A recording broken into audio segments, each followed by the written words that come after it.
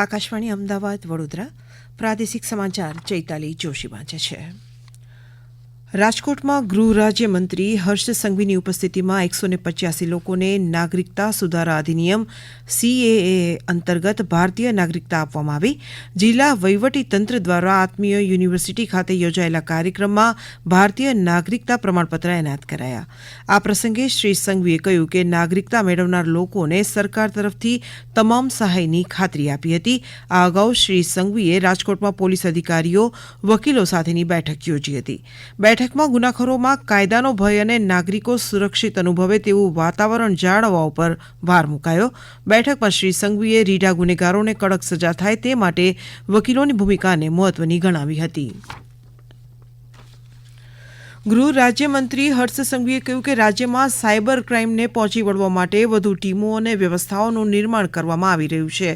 રાજકોટ જિલ્લાના પ્રભારી મંત્રી રાઘવજી પટેલના હસ્તે Rajkot range cyber crime police સ્ટેશનનું લોકાર્પણ પ્રસંગે શ્રી સંઘવીએ આ મુજબ જણાવ્યું હતું. તેમણે ઉમેર્યું કે ટેકનોલોજીનો વ્યાપ જ્યારે વધી રહ્યો છે ત્યારે સાયબર સંબંધી ગુનાઓનું પ્રમાણ વધતા તેના નિવારણ માટે Rajkot range cyber police station થકી રાજકોટ, જામનગર, મોરબી, દેવભૂમિ દ્વારકાના નાગરિકોને સાયબર ક્રાઇમ સંબંધી ગુનામાં વધુ ઝડપી ન્યાય મળશે. ડિજિટલ એરેસ્ટ અંગે લોકોએ સાવધ થઈ આવી બનતી ઘટના સમયે શરમ અને સામાજિક ડર છોડી તાત્કાલિક નજીકના પોલીસ સ્ટેશનનો સંપર્ક કરવા શ્રી સંઘવીએ અનુરોધ કર્યો. મુખ્યમંત્રી ભૂપેન્દ્ર પટેલે આદિજાતિ વિસ્તારના જિલ્લાઓ માટે મોબાઈલ મેડિકલ યુનિટના અમદાવાદથી લોકાર્પણ કર્યા હતા. ભગવાન બિરસા મુંડાની 150મી જન્મજયંતિની ઉજવણી વર્ષ નિમિત્તે ઇન્ડિયન રેડક્રોસ સોસાયટી ગુજરાત શાખા અને REC ફાઉન્ડેશન દિલ્હીના સંયુક્ત ઉપક્રમે આ નવી પહેલ શરૂ કરવામાં આવી છે. આ પ્રસંગે ઇન્ડિયન રેડક્રોસ સોસાયટીના વાઇસ ચેરમેન ડોક્ટર અજય દેસાઈએ જણાવ્યું હતું કે આ પહેલ દ્વારા આદિજાતિ વિસ્તારોમાં ઘર આંગણે આરોગ્ય સેવા પહોંચાડવાનું સપનું સાકાર થશે. હાલમાં આ 6 મેડિકલ વાનો ડાંગ, દાહોદ, મોડાસા, અરવલ્લી, સાબરકાંઠા, રાજકોટ અને અમદાવાદ પ્રોપર અમદાવાદના આજુબાજુના વિસ્તાર માટે પ્રોવાઈડ કરવામાં આવી છે, જે ગરીબમાં ગરીબ લોકોને પોતાના દ્વારે જઈ મેડિકલ સહાય પૂરી પાડશે અને તે પણ તમામ વ્યવસ્થાઓ વિનામૂલ્યે કરવામાં આવશે અને દવાઓથી માંડીને ટેસ્ટિંગથી માંડીને બધી જ સુવિધાઓ આ મેડિકલ વાનની અંદર ઉપલબ્ધ કરવામાં આવી છે. રાજ્યપાલ આચાર્ય દેવવ્રતના હસ્તે આજે પાટણ યુનિવર્સિટી ખાતે જુદી જુદી 10 ફેકલ્ટીના કુલ 444 વિદ્યાર્થીઓને સુવર્ણચંદ્રક એનાયત કરવામાં આવ્યા હતા. આ ઉપરાંત 2 શિક્ષણવિદો પ્રોફેસર કપિલ કપૂર અને પ્રોફેસર ઇન્દુમતી કાટદરેને ઉત્તર ગુજરાત યુનિવર્સિટીની ડી.લિટની માનવી પદવી એનાયત કરવામાં આવી. આ પ્રસંગે ગુજરાત વિધાનસભાના અધ્યક્ષ શંકર ચૌધરી તેમજ યુનિવર્સિટીના કુલપતિ પ્રોફેસર કિશોરચંદ્ર પોરિયા સહિત અધિકારીઓ, યુનિવર્સિટી સત્તામંડળના સભ્યો ઉપસ્થિત રહ્યા હતા. ગાંધીનગરના રાધેસણ વિસ્તારમાં કાર ચાલકે વાહનોને અડફેટે લેતા 2 લોકોના મોત થયા છે, જ્યારે 3ને ઈજાઓ પહોંચી છે.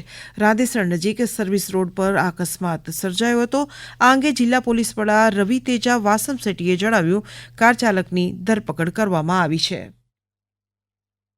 આજ સવારે જો એક્સિડન્ટ થયું હતું રાંદેસણ વિસ્તારમાં, આમાં પોલીસ તરફથી 105 BNS અને IPCમાં લાગતા કલમ 304માં ગુના દાખલ કરવાની હાથ કાર્યવાહી તજવીજ કરી છે અને 2 લોકોની મોત થયા ઘટનાના.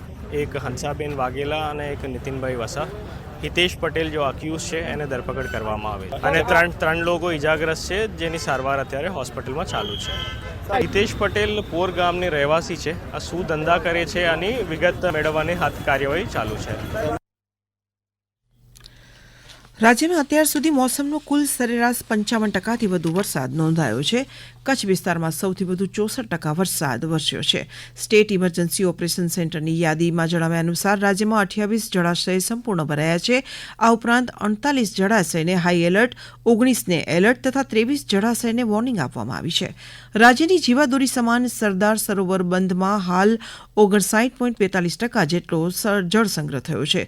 રાજ્યમાં કુલ 206 ડેમો પૈકી 62 ડેમ 70%થી 100%, 41 ડેમ 50%થી 70% તથા 38 ડેમ 25%થી 50% જેટલા ભરાયા છે. આજે દક્ષિણ ગુજરાતના વલસાડ, ડાંગ, નવસારી, સુરત સહિતના જિલ્લામાં ભારે વરસાદની આગાહી છે.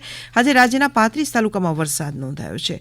વલસાડના કપરાડામાં સૌથી વધુ 1.5 ઇંચ વરસાદ પડ્યો છે, જ્યારે ધરમપુર, ઉમરગામ અને વાપીમાં 1/2 ઇંચ વરસાદ વરસ્યો છે.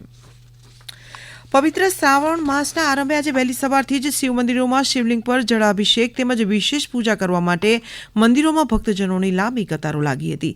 મહેસાણા જિલ્લાથી અમારા પ્રતિનિધિ જયંતિ ચૌધરી જણાવે છે કે વડનગર ખાતે આવેલા હાટકેશ્વર મહાદેવ મંદિર ખાતે કમળના ફૂલોથી શિવની પૂજા કરવામાં આવી હતી.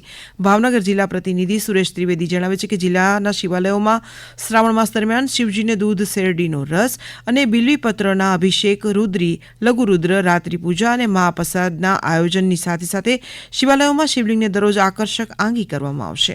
મહીસાગર જિલ્લાના લુણાવાડામાં આવેલ 592 વર્ષ પૌરાણિક લુણેશ્વર મહાદેવ મંદિર પણ શિવભક્તોના ઓમ નમઃ શિવાયના નાદથી ગુંજી ઉઠ્યું હતું. દ્વારકાથી અમારા પ્રતિનિધિ કરણ જોશી જણાવે છે કે આજે દ્વાદશ જ્યોતિર્લિંગ નાગેશ્વર મંદિરે સવારથી જ ભક્તોની ભીડ ઉમટી પડી હતી.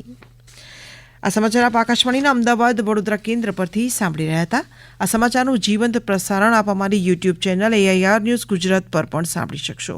વધુ સમાચાર માટે અમારી વેબસાઇટ newsonair.gov.in/gu અને અમારા એક્સ હેન્ડલ AIR_news_ABD ને ફોલો કરશો.